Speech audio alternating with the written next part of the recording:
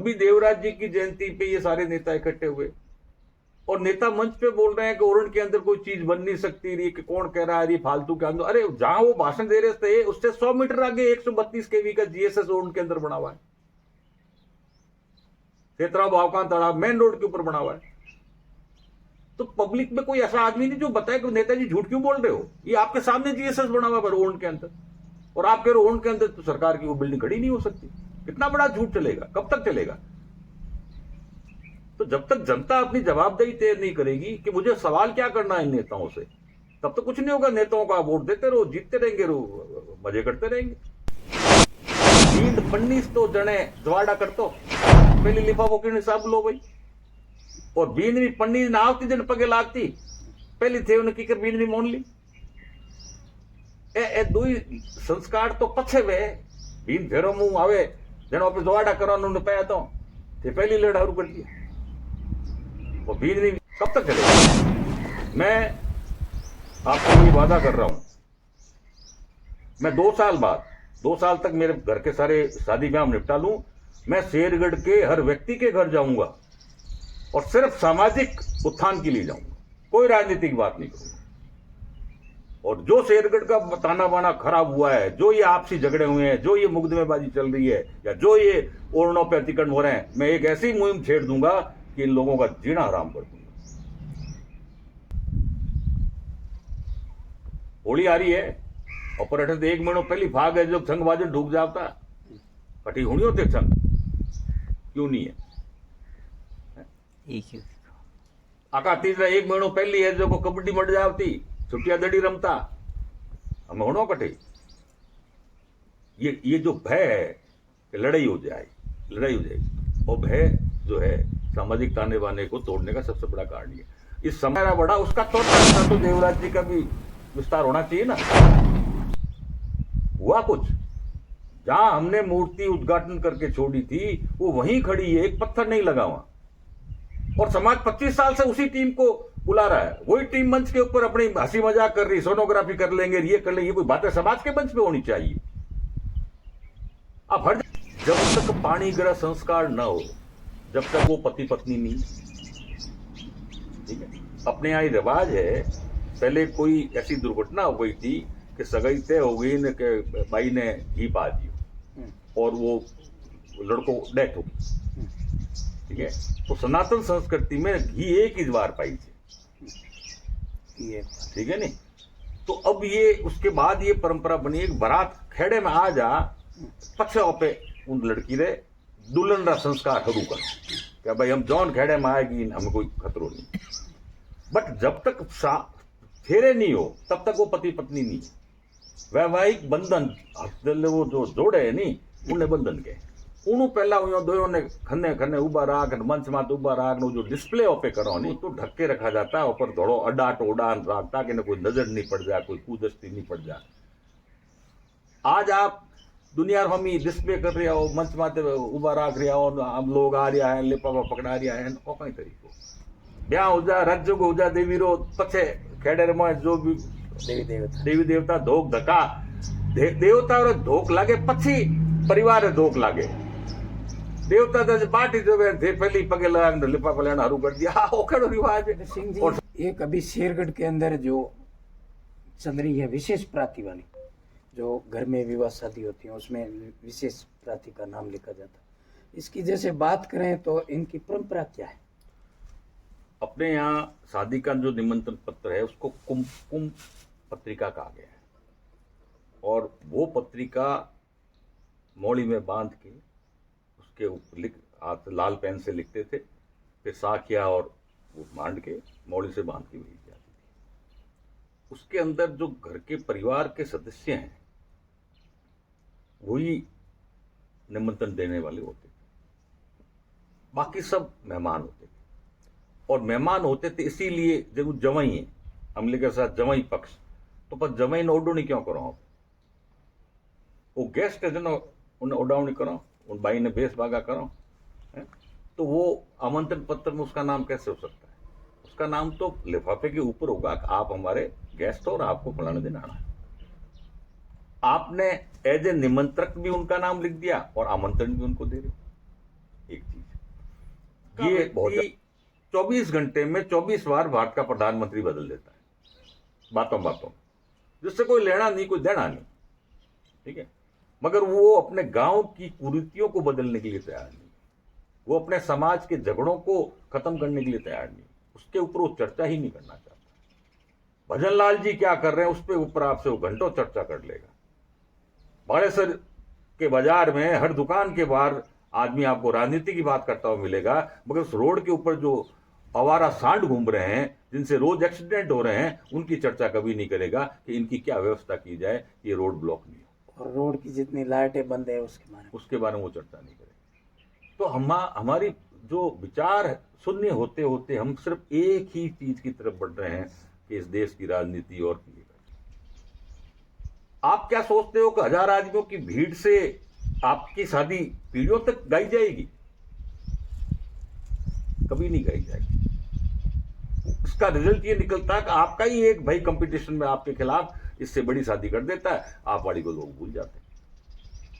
पहला 24 कौड़ी होती, सदियों लोग याद करता है साहब फलाओ नहीं 24 कौड़ी होती, हमें कोई याद करे, हर हफ्ते कौड़ी हुए।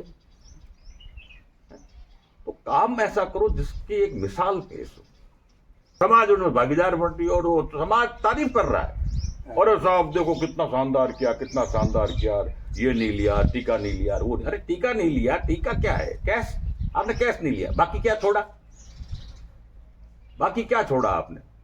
क्या ज्यादा बाराती ले जाना कुरीति नहीं है? क्या हजारों की भीड़ इकट्ठा करना कुरीति नहीं है? क्या फॉर्च्यूनर और डिफेंडर जैसी गाड़ियां लेना कुरीति नहीं है?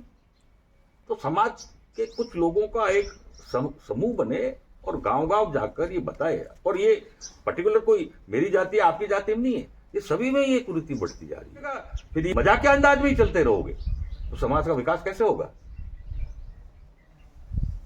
जिनको पता ही नहीं मेरे समाज की समस्या क्या है, जो 25 साल से इस समाज को लिए बैठे, एक इंच समाज आगे नहीं बढ़ा। ये जब तक ऐसी बातें डिस्कशन में नहीं आएगी, लोग सवाल नहीं पूछेंगे, तब तक तो ठीक है। शेरगढ़ एक खिलौने की तरह है, इसको एक बॉल किक वहां से लगाएगा, एक इधर से लगाएगा, ये चलता रहेगा। जनता को जागरूक करूंगा, ये हमारे हक खा रहे हैं। आज 1977 में रॉयल्टी किसने शुरू की थी? पहला कॉन्ट्रैक्ट मेरे काकोसा का था, हमने माइनिंग शुरू की थी 77 में। हमें पता है, मेरे पास पूरी फाइलें पड़ी है। आप जहां से जो चीज निकाल रहे हो, आप उसके पेटे इस गांव को कुछ नहीं दोगे। आज बालेसर का पानी खत्म क्यों हुआ? Because of mining. माइनिंग में ब्लास्टिंग होती है, पत्थर में दरारें पड़ती है, तो पानी कहां जाएगा? नीचे ही जाएगा ना। आपने हमारा पूरा पानी खत्म कर दिया। आज बालेसर इतना हरा भरा था, सारी बाड़ियां सूख गई।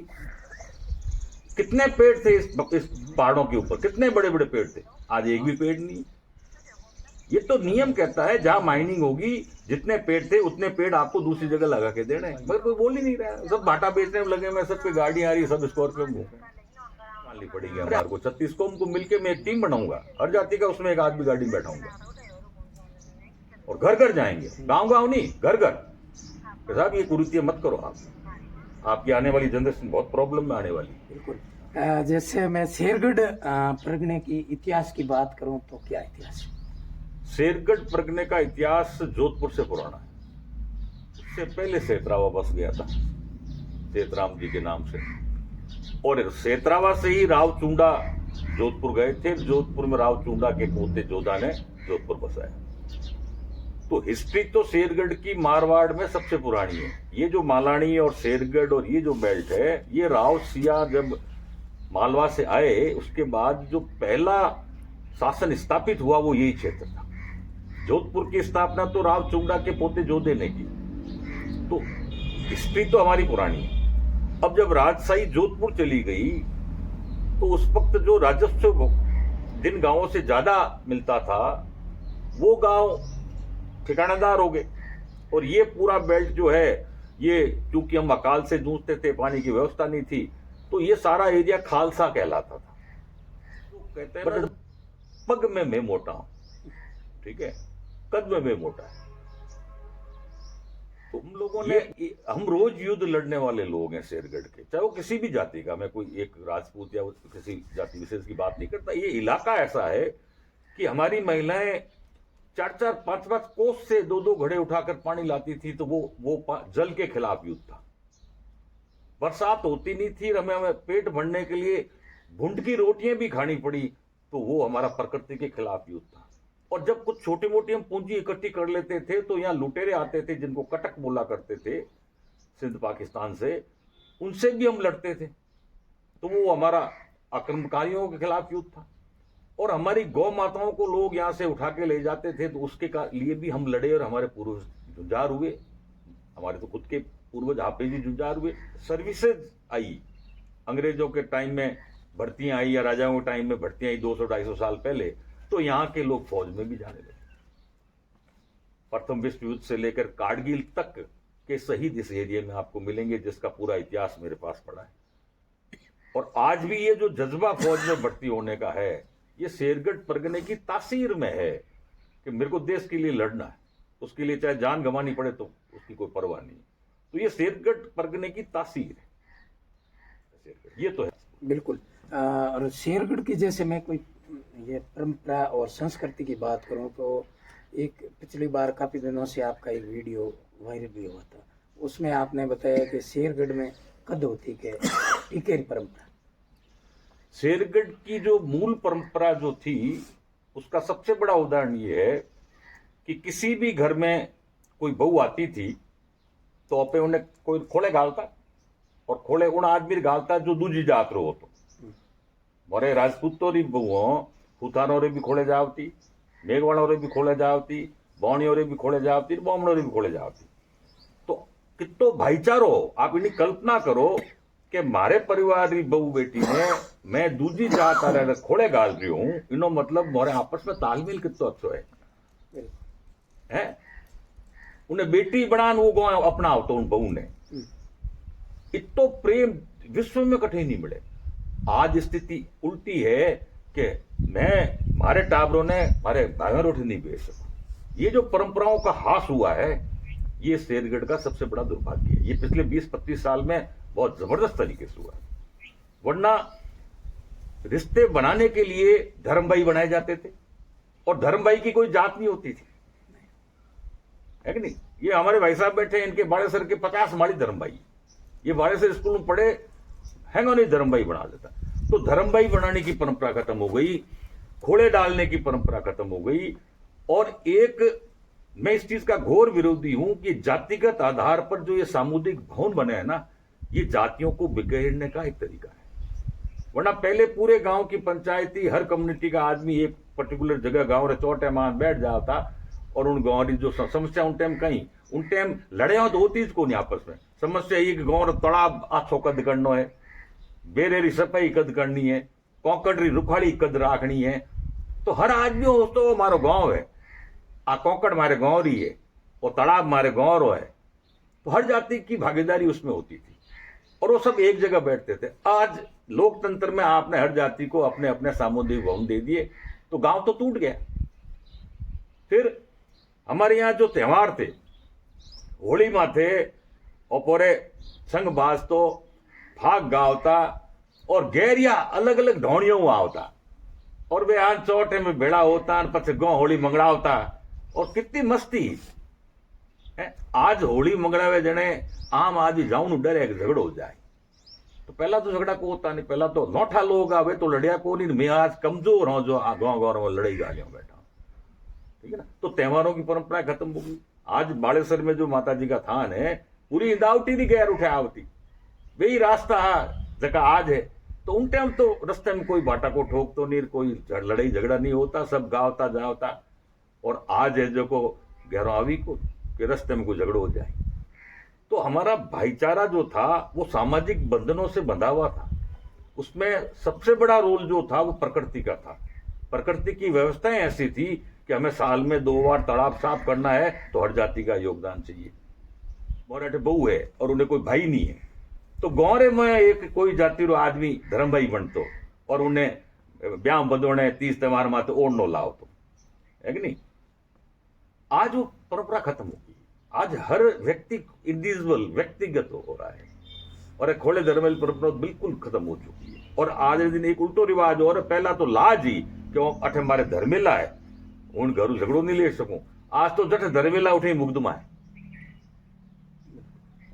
तो ये जो हमारी, अच्छा, इसके पीछे सबसे बड़ा कारण ये है कि हमने राजनेताओं को तो भगवान बना दिया और सामाजिक सरोकार से जुड़े हुए जो व्यक्ति थे, जो इन चीजों का ध्यान रखते थे, उनको हमने समाज में शून्य कर दिया।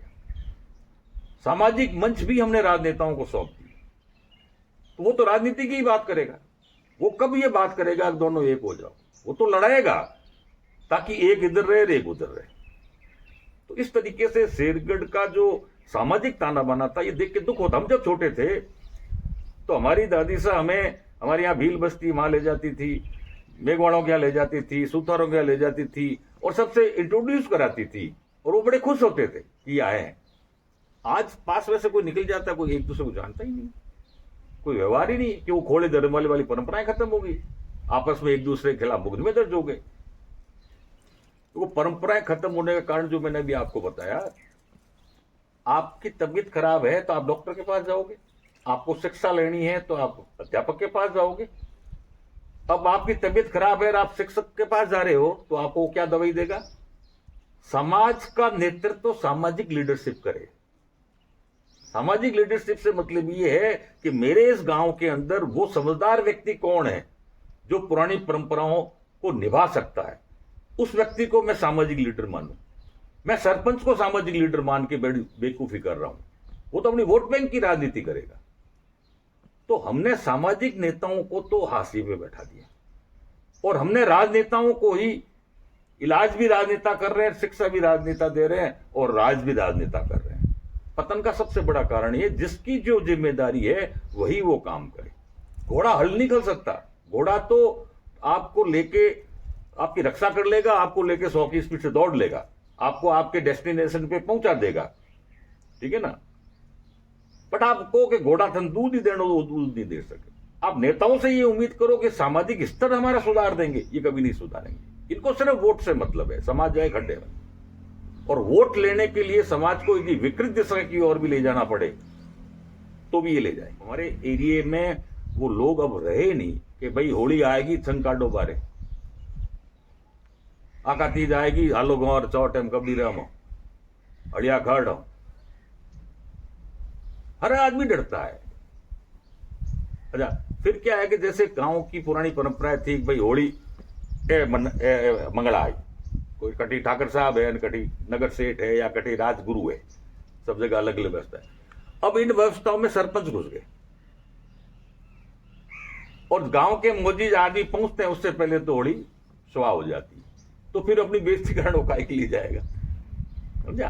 तो शेरगढ़ राजनीति की मैं बात करूं तो पहले की और अब जो राजनीतिक चली उसमें क्या आता है?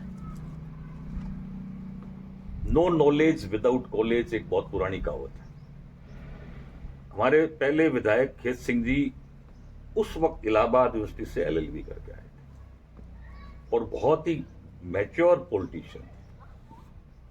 जिस विभाग के वो मंत्री रहे, उस विभाग के बजट का बड़ा हिस्सा वो शेरगढ़ ले आते थे, ये उनकी होशियारी थी। और विधानसभा में बहुत अच्छे स्पीकर थे, उनको लोग सुनते थे। लोकतंत्र का बेसिक नियम है कि आप सदन के अंदर कितना अच्छा बोलते हो, सदन में अपनी बात किस तरीके से रखते हो, सदन में आप अपनी सरकार की या पार्टी की बात किस तरीके और पब्लिक की बात किस तरीके से रखते हो, उसी को नेता माना गया। भैरव सिंह जी शेखावत कभी भी सदन में क्वेश्चन पूछते नहीं थे, लिख के जो होता है ना स्टार और अनस्टार क्वेश्चन, वो बोलते थे, सीधा हमला करते थे और उसी का प्रभाव जनता पे पड़ता है। तो पहले खेत सिंह जी तक की राजनीति में तो ये थी कि सदन शेरगढ़ का था, शेरगढ़ सदन में बोलता था तो लोग सुनते थे। आज की जो राजनीति है उसमें जो भी हमारे विधायक हैं ये सदन में कमजोर है, इसलिए शेरगढ़ की प्रभावी रूप से वहां बात नहीं आती। और आप लीडर तभी बनोगे जब आप स्टेट की बात करोगे। आपकी जैसे जैसे सीनियरिटी बढ़ेगी, आप राज्य की बात करो, आप देश की बात करो, आप दुनिया की बात करो, उसी से लीडरशिप बढ़ती है।